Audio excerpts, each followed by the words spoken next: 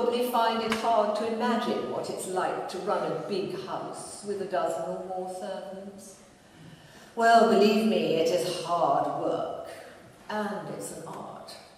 Fortunately, I had Mamma's example to follow. She'd been wonderful at running our household at the college in Oxford.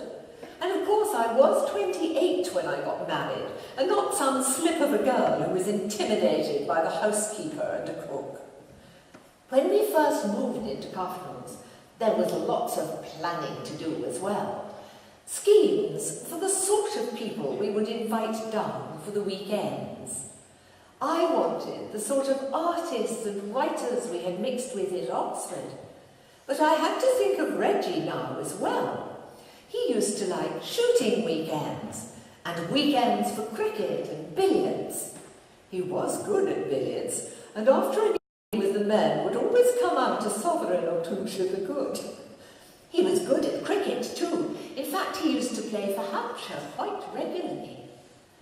Those early times were busy.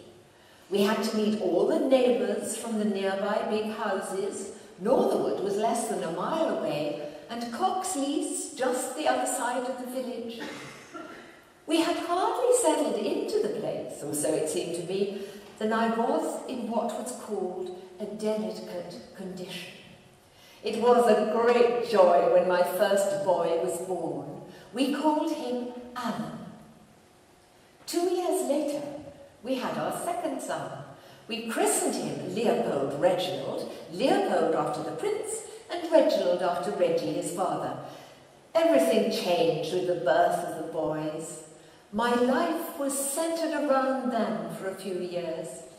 Of course, I had a nursery maid to help me with some of the work, but there was little time for visiting and going to house parties with Reggie. Reggie loved the boys and couldn't wait until the time when he could play cricket with them and teach them how to shoot and ride. He used to take them off on his shoulders and show them round the park.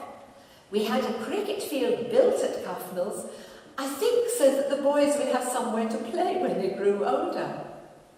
The first two boys were really close together, but it was 4 years before the birth of our youngest son, Carol. People used to ask if we named him after Lewis Carroll, Dodgson's pen name. We didn't. We spelt it C-A-R-Y-L. It was a name Reggie and I found in a novel and we liked it. So that was 3 boys we had in the first 7 years at Cufnells. Wonderful, strong boys, just like Reggie. I used to sit at the window and watch them romping about on the lawn or going down to the boating lake and think how lucky I was. But boys must grow into men, and it didn't seem long before they were all packed off to boarding school where they could learn to be men like Reggie, the sort of brave, manly men that built the British Empire.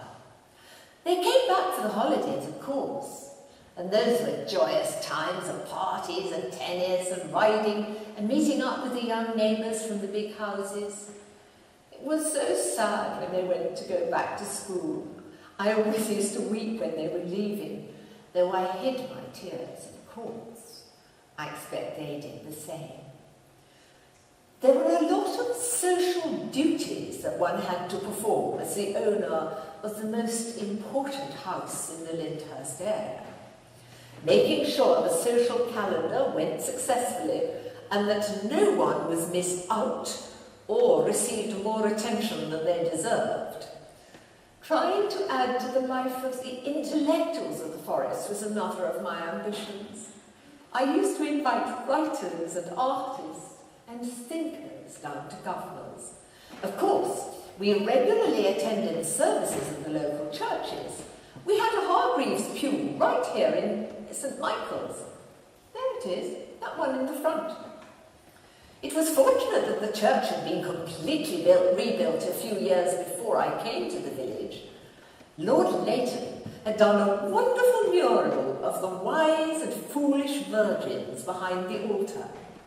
The story goes that one of the wise virgins is a portrait of me. Third one from the left, I believe. I don't think it can be true, as the fresco was painted several years before I came to Lyndhurst. Still, Leighton was a good friend of William Richmond, who had painted me and my sisters at our holiday home in Llandudno, and Leighton had met us all. Lord Leighton and his friend Hamilton Adie were frequent visitors to Cufnells. As for writers, we often had them come down. Kipling visited us a number of times. In later years, we had Conan Doyle, the creator of Sherlock Holmes, come down to live on the other side of Minstead. He was a most peculiar man. He believed in fairies and spiritualism. He said that his Red Indian spirit guide had found him his house in the forest. Well, I imagine spirit guides come cheaper than estate agents and are probably not as tiresomely sycophantic. We didn't have Mr. Dodgson to visit, of course. He was not considered a serious literary figure in those days, just a humanist and an eccentric. And frankly, I always found it embarrassing to meet someone I had been so close to as a child. I'd learned to play the piano and sing, as had my sisters, and we often had musical evenings at Cufnells. Sometimes famous performers would come, and we would invite the more discerning of our neighbours. Of course, there was family correspondence to keep up with as well. I tried to make each letter a little work of art and an epistle to remember. I used to get such joy from my sisters' letters, and so many chuckles from the stories they told of their lives. My two younger sisters were still in Oxford, but my brothers were spread wide over the empire. My younger sister Rhoda had an awful time at one point, and was considering a most unsuitable marriage. With Mamma's help, I managed to dissuade her from it. We used to hold fetes and garden parties for the village every year at Cufnells. I remember for one of the fetes, Reggie collected some of the trophies that General Gordon had brought back from the Opium Wars in China, and we had those on display. We got huge crowds in the park, and they even laid on special coaches from the railway station at Lyndhurst Road. Ashurst Station, they call it now. It was quite a performance organising those fetes, I can tell you. We used to joke it was like a cross between the croquet party in Alice in Wonderland and the Mad Hatter's Tea Party. I remember the Mad Hatter's Tea Party well. We played at it when we were girls, and I did again with my boys when I taught them to read from the Alice books. Here it is, typical of Dodgson, with its silly riddles and crazy logic.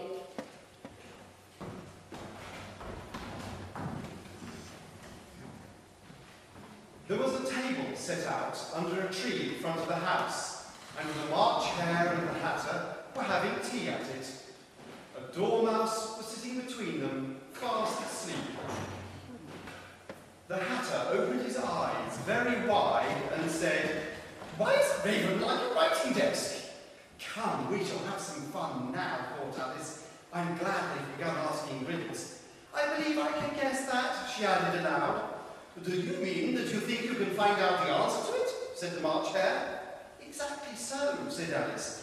"Then you should say what you mean," the March Hare went on. "I do," Alice hastily replied. At least I mean what I say, and that's the same thing, you know." "Not the same thing a bit," said the Hatter. "You might just as well say that I see what I eat is the same as I eat what I see." "You might just as well say," added the March Hare, "that I like what I get is the same thing as I get what I like." "Haven't guessed the riddle yet?" the Hatter said, turning to Alice again. "No, I give up," Alice replied. "What's the answer?" "I haven't the slightest